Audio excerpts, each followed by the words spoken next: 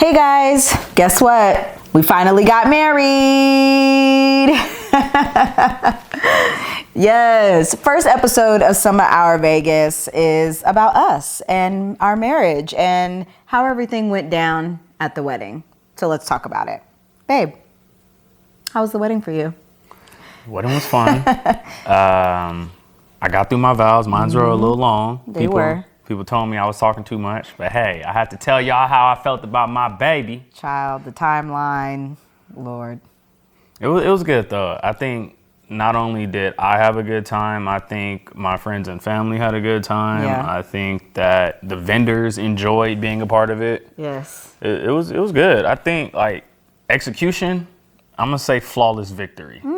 I would say too. I would say as well as a wedding could go, it went. We did start late, but It was a black wedding. What you thought? that doesn't mean anything. I mean, yeah. Hi, Kofi. Yes, we started a bit late, but I think all in all, it went really well. And I feel like I just wanted to start off, this season 2 with, just bringing it back home and chilling on our couch and just kind of telling you about our wedding experience. We've been knowing and seeing a lot of friends that are on the verge of getting married. People have gotten engaged. And there's a lot of people out there asking a lot of questions as to how they should go about doing this whole wedding thing, if it's cost effective. And so we kind of wanted to share our experience on how we got it all done. So Let's get it. Overall, it was a really good experience. I would say that Chris and I probably spent around $25,000 for our wedding, and a lot of it. Are you telling the number? I mean, people have to know. Okay. Yeah. I mean, weddings that you see on social media, forget about it. That's at least $100,000 from what we've seen and the prices that were given to us. I mean, we got away pretty good, I would say. Most weddings that you see on social media cost at least $60,000 or more. Oof. And I wasn't spending nowhere near that. And I think that we were able to stay within budget because it wasn't like a situation where they were making us pay for all the different vendors that they wanted us to use. They let us kind of like a la carte build how we wanted it to go. And we were able to incorporate people like Create Me, Right. incorporate people like Maggie's Ice Cream Roll. Right. So I think that's where we were able to save money because we got to choose our vendors. And the site that we got married at, they didn't make us say like, oh, no, you using our people and that's Right. it. So we went with Revere Golf Club. Shout out to Revere Weddings. They did a phenomenal job. Shout out to Caleb. Shout out to Kayla for rolling down the hill, making sure everything was perfect for us. That was like literally the funniest thing. Right. But no, the Revere team was very much dedicated to making sure our day went really well. And the thing that we really liked about Revere and what you should be considering when picking a venue, and also the questions you should be asking, especially when it comes to food and beverage, because that's literally one of the most expensive things, is how the money is going to be allocated and how much you're going to be getting for the money you're paying. So they did a really good job as far as the estimate. And what I really, really loved about Revere, as we've stated before, was that any money lost, let's say some of your guests don't make it or don't come, that money would be allocated to the bar to help that cost. And believe it or not, like when we first started talking about the wedding and pricing out how much we wanted to pay for the bar, because you have two options, right? You can either do an open bar, which of course is going to cost you a shit ton of money, and then of course you have a cash bar, which some people I've seen on threads and other things feel like it's tacky to make people pay for drinks, which y'all pay for drinks everywhere else. What's the difference? But y'all celebrating us, but right. You can't buy a drink. Okay, right. But what we decided to do was let's at least help out a little bit. And so we put like about $1,500 down just to make sure that our cocktail hour people didn't have to worry about purchasing drinks and they had some time. And that stretched us pretty much the entire wedding for about 85 people. That stretched us the whole night. The tab ran out at like 10 o'clock and the wedding ended at like 10:30. So if you mad that you had to pay for one drink at the reception, by all means, we that's did what on we you. could. Yeah, we did what we could. So that was one thing about it that we really liked. And I feel, too, what you would consider is someone who is an event coordinator. And I'm not talking about the day of coordinator for the wedding. I'm talking about an event coordinator, people who throw events and parties. Create Me was literally our saving grace. They were our florists. They were our tech. They were our fog people. They were just everything we needed. They helped provide. And the cool thing about Revere is that they were open to any and all vendors that we would prefer instead of pigeonholing us to a list that they had. Right. I think Create Me did a great job because not only did we give them our ideas on what we wanted, but they also gave their ideas on how to make it better, but not break the bank. They really advocated for us, I feel like, in a lot of ways, too. In the planning process, when Revere was like, okay, these are the only cups that we got. Our team, Jazz, shout out to you. She was like, nah, we not using that. I got my own cups. Don't even worry about it. Yeah. Plates, everything, silverware, everything that we did, Jazz and Charles, they were able to make sure that it not only met the budget, but it also met the aesthetic. And our drink wall. Our drink wall was so beautiful. It came out so amazing. Everyone loved it. We didn't really get to experience it like everyone else did, but I mean, you guys could see it was just absolutely amazing. And again, the really good thing about them is they helped us with the floral and everything. And we spent less than 10 grand just on that. And you know, floral can cost about 10 grand or more just on flowers. I was checked out at the first price and was like, no. Exactly, like absolutely not. And so another question I feel like we had gotten asked was about your suit and my dress. Again, another very big ticketed item that can cost so much money, but we managed to get through that very, very good. I feel like very cheap. I think it just goes back to being who we are and having the relationships that we built here in Vegas. And that's why we chose Vegas as where we're going to get married, because we knew we had the strongest relationships out here. And I think that once we decided on who we were going to go, not only were we excited to work with them, the other person, the vendors, they were even more excited because they wanted to be a part of our wedding, because they knew that it would potentially help their business grow as well by being a part of our wedding. So like having like Tommy and Julie help out on the suit part with Gaetano Fashion. Woo-wee, y'all. Clean. Boy, it was cleaner than a whistle, Clean. boy. Now, I will say I did help in the design of Chris's suit. So. I mean, she picked everything, but I wore it though. Just to let you know. And I wore it well. He did wear it well, yes.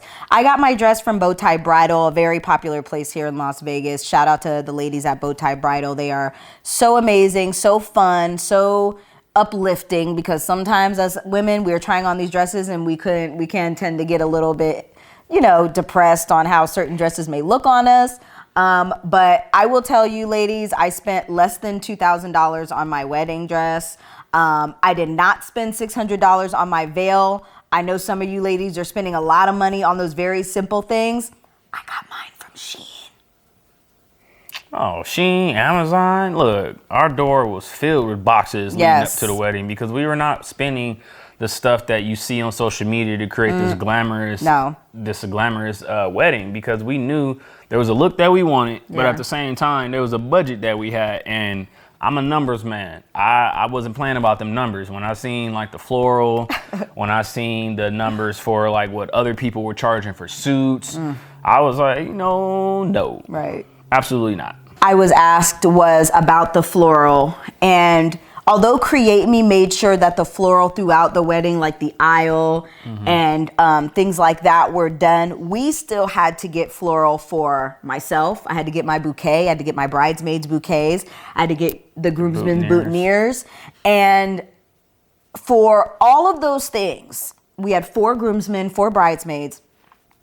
For all of those things, the industry price would have cost you anywhere from $800 to $1,000.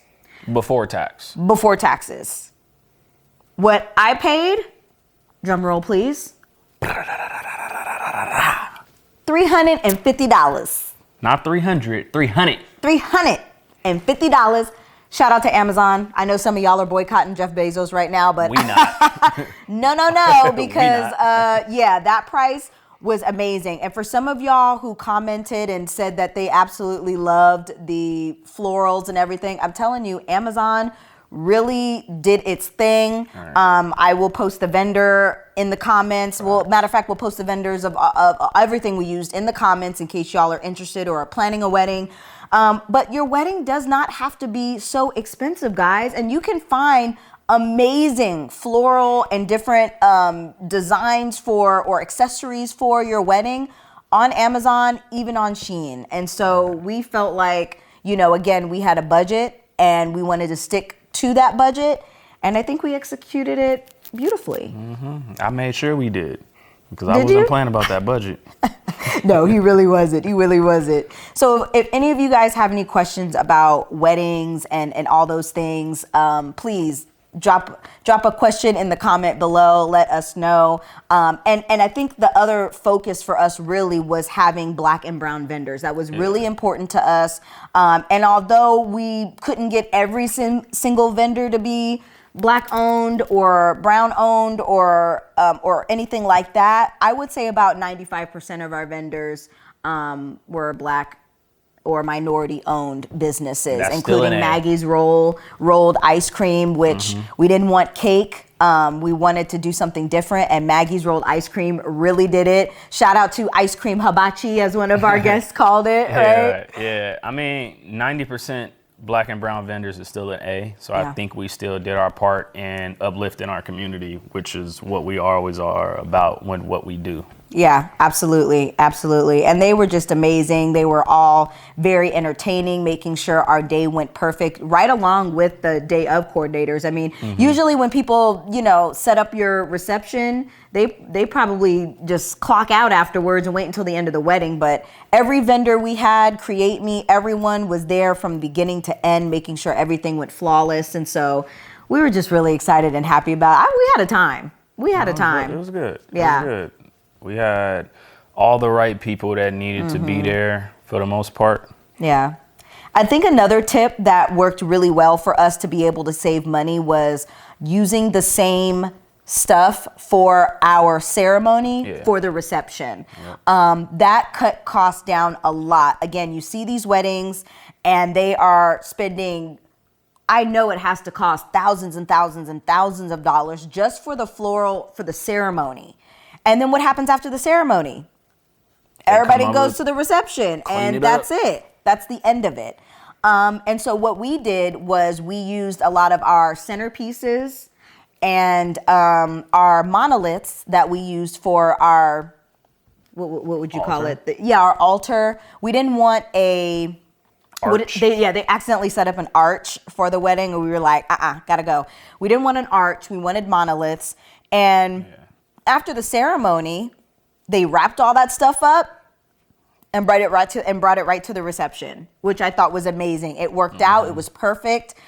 We had our candelabras on the tables, our florals on the tables, and it was all recycled from the ceremony. So if you're trying to save some money, okay, and not waste all that floral and stuff just on the ceremony, please consider using some of that floral in your reception area. It really worked. They took the monoliths and used it on our sweetheart table.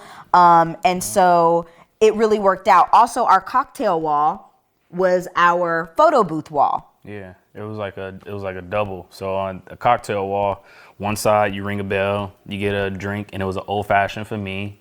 The other side, you ring a bell, and it was a mango margarita for you. And then in the middle, it had like a logo that you made on Canva. Yes, I did. You made it on Canva, and then they took off the sides and just brought the middle piece inside for the photo wall, and it worked out perfect. It was amazing. It was perfect. It was perfect. And again, shout out to everyone involved. Shout out to everyone who gave us the photo booth. They were amazing. Neon photo booth. Shout out to all my influencer buddies who started that business, Neon Photo Booth. We appreciate y'all. Y'all delivered on that. Shout out to our saxophone player. Saxophone, Darren Orr. Appreciate you, brother. You was a part of the he was a part of the proposal. Yes. And we was like, yo, run it back. Yeah, he's we doing needed the ceremony. Darren back again. So he was absolutely amazing. You didn't tell him what song you walked down to. I walked down to Teddy Pendergrass. You're my latest, greatest inspiration.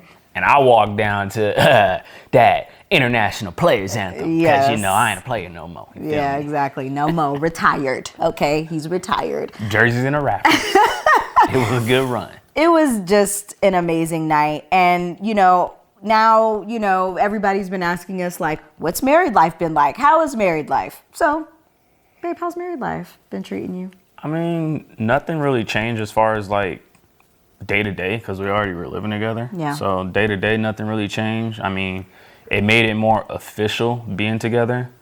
But at the same time, now we are collectively setting the goals that we want together as like a unit and things that we want to do, like upgrading the house, going on these different vacations and getting another dog and starting a family. All these things now are where we can start to put them in action, per se. I think so. Married life is good. It's just a lot of teamwork, putting things together that weren't together. Yeah. And, Yeah. going from there. People have been asking, like, do you feel different? No. You don't feel different. I mean, the official, like, it's like when I don't have my ring on, it's like a force field. Like, where's it at? Yeah, I don't feel it. I don't feel it. But as far as like my natural feeling, no, I don't really feel different personally. But, I think different. So I guess that counts. Yeah. I mean, I think at first I felt like I don't feel different. Like, now that you're married, do you feel different? But I really had to sit with that question for a little bit because I do feel a little different. And I feel different in the way that there's more responsibility in the title of marriage, right? We both represent each other, both inside and out in public. And so, I do feel like there is a more responsibility that I hold as your wife, and like you said, collectively thinking about us at all times. And, when you bring two people who have two separate lives together, sometimes it's really hard to always think about we, right? Because you're so focused on I. And so I think when it comes to marriage, it's that consideration that has to take precedence over anything, being considerate of your partner, and considering them in decisions that you make moving forward. So I definitely feel like there is a higher sense of responsibility on my end. To a degree, yeah. So that's the difference, right? And yes, for traditional standards, Chris and I moved in together before we got married. I think that, we knew what direction we wanted to go when we decided to do that. And I know a lot of people may not play that game. You don't want to live or put the cart before the horse, or you feel like you're getting the milk for free, whatever the phrases are. Shacking up, I know for a lot of people that's an absolute no-no. And for me, for a long time, it was too. I didn't want to do something unless I knew there was a ring on my finger and we were moving towards that step. But I really think that I felt like that was a step that was going to happen. I think the both of us knew what direction we wanted to go to or go into. And, that's how it happened. And so what works for us doesn't necessarily mean it works for everyone. But, the result is the result that we wanted. We knew that we wanted marriage, and it just took a little time to see if we wanted that with each other. But I feel like we definitely knew what we wanted. And, it feels different a little bit. Feels different. So I feel like this episode, I really just wanted to bring all of you into our life and, our new marriage and, how life has been and, just to share any tips with you that we felt like were necessary. But this season is going to be very different. Chris is going to be helping out a lot this season, and we're going to be more out. Yeah. Okay. Yeah, he's going to help a lot more because that's what I said. And this season, I really want to hit the ground running. And a lot of what you're going to see is we're out and about on the move. I felt like being in the studio and everything was I just felt like stuck. And you don't always want to bring all these things. And I feel like a lot of times when we're planning to go somewhere or planning to do something, it's not always feasible to sit someone down and plan it out and everything. So I'm going to be on the go. We're going to be in the community. We're going to show you guys some things that you may not have heard of. I know we have the Black Rodeo coming up, and just some things that are happening that a lot of people didn't hear about or don't know that's coming to Vegas. And so we still are here to bring you the culture, to bring you the vibes, to show you a part of Vegas that you're not used to seeing, but also more on the go, less in the studio and more on the go. How's that sound? I feel that. Yeah? Yeah. You like that? Yeah. All right. Well, you got to tell me off camera what else I got to help do. Maybe I will, maybe I won't. See, marriage, y'all. Don't forget to subscribe to Summa Our Vegas here. Hit that subscribe button.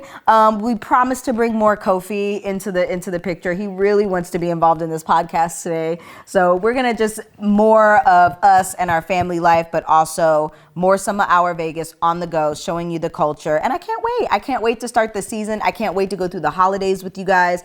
We have a honeymoon coming up in the next few months, so it'll be really dope to bring you all of that as well, because we are definitely going to the heartland of culture, and we can't wait to share that with you. So be sure to subscribe, take a listen, follow your girl, I should say, on all social media platforms. And thank you for joining us. And we're married now, so Cha-ching. it is what it is.